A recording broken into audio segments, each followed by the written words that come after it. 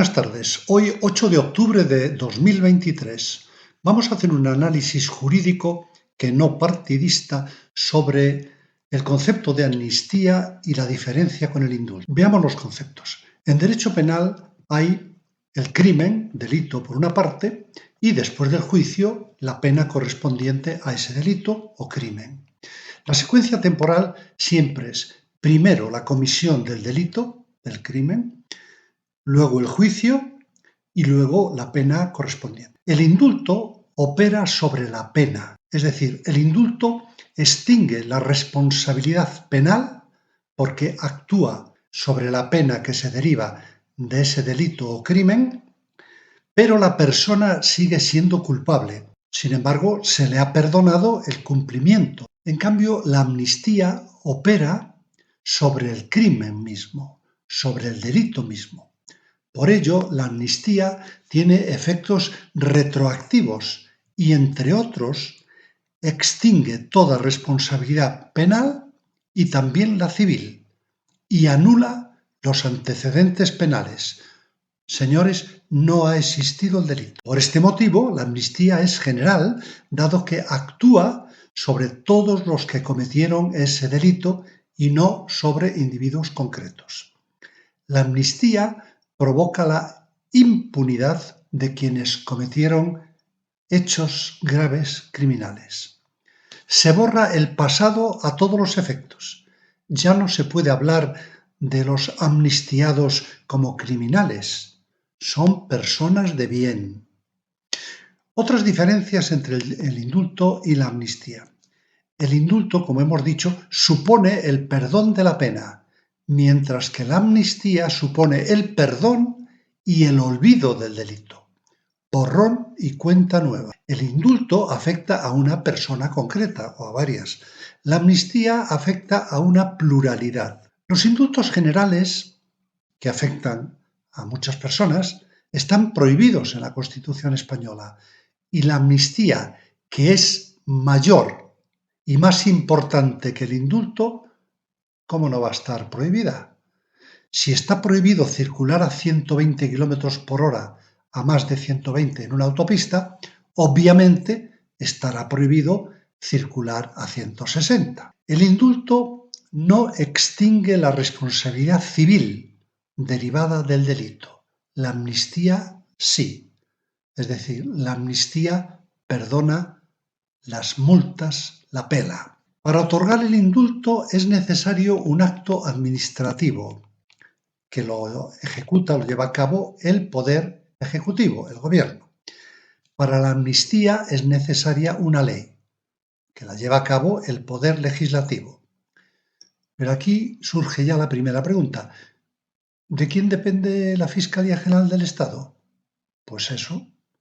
¿De quién depende el Poder Legislativo? ¿Quién nombra a los diputados? Aparte del pueblo nominalmente, pero ¿quién los pone en las listas? Pues eso. ¿Y el Poder Judicial? ¿De quién depende? Realmente, de facto. Pues eso. ¿Y eso cómo se llama? ¿Sanchidura? Pues eso. La amnistía extingue los antecedentes penales, mientras que el indulto no los extingue. Para otorgar el indulto es necesaria que haya una sentencia firme. Para la amnistía no es necesario. La amnistía, por lo general, se aplica para delitos políticos, cuando hay un cambio de régimen, un cambio de sistema, pero no para delitos cometidos por políticos. Si un político viola a una persona, eso es un delito que desde mi punto de vista no se puede amnistiar. O si un político malversa o se queda con dinero público que es de todos. Tampoco se debería amnistiar. Pero llegó el comandante y mandó a parar, como dice la canción de Carlos Puebla sobre Fidel. ¿Estamos yendo hacia Cuba-España? En el juicio que hubo en el Tribunal Supremo, se condenó, por ejemplo, a Oriol Junqueras 13 años, a Raúl Romeva 12 años, a Joaquín Forn 10 años y 6 meses, a Jordi Turull 12 años, a Carme Forcadell 11 años y 6 meses, a Dolors Bassa 12 años, a Jordi Cuixart 9 años, etcétera, etcétera.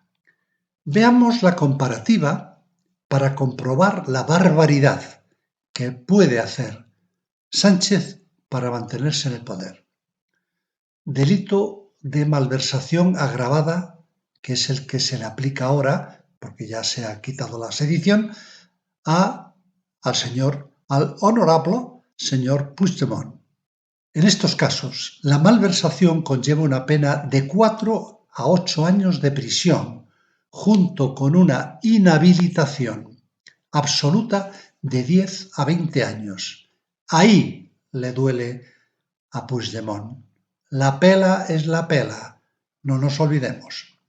Veamos delitos menos graves que no son amnistiados. Por ejemplo, delitos de estafa agravado. El delito de estafa agravado se castiga actualmente con hasta 6 años de prisión, mínimo 4, y una elevada multa de 6 a 12 meses. Agresión sexual. El delito de agresión sexual será castigado con la pena de prisión de 1 a 4 años, como responsable de agresión sexual el que realice cualquier acto que atente contra la libertad sexual de otra persona sin su consentimiento. ¿Cuál es la diferencia entre abuso sexual y agresión sexual? En el plano conceptual, las diferencias entre los delitos de abuso y agresión son claras. Para el primero, es necesario que no haya consentimiento en el hecho, que es lo que se le está aplicando presuntamente al señor Luis Rubiales. Para el segundo de agresión, tiene que haber sido realizado con violencia o intimidación. Estos delitos no se amnistían. ¿Cuántos años se penaliza por tocar a una niña o un niño? Cuando la agresión consiste en un acto que atenta contra la libertad sexual realizado sin consentimiento, la pena de prisión será de 1 a 4 años, por ejemplo, un tocamiento. Si concurren una de las circunstancias agravantes, la pena de prisión es de 2 a 8 años. No se amnistían. Delito de tenencia ilícita de armas. El que tenga armas prohibidas o armas reglamentarias que han sido modificadas, la pena de 1 a 3 años de prisión. No se amnistía. Homicidio imprudente.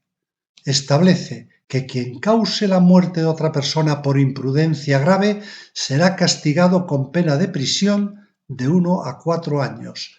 No se amnistían. Esto probablemente es lo que van a condenar a las famosas discotecas de Murcia. Por su parte, el delito de apropiación indebida leve tiene pena de multa de 1 a 3 meses. El tipo agravado de apropiación indebida lleva una pena de 1 a 6 años y multa de 6 a 12 meses. No se amnistían. Delito de enaltecimiento del terrorismo. Pena de entre 1 y 3 años de prisión, más la multa. No se amnistían. Apología del terrorismo, 5 años de prisión y 45.000 euros de multa. No se amnistían.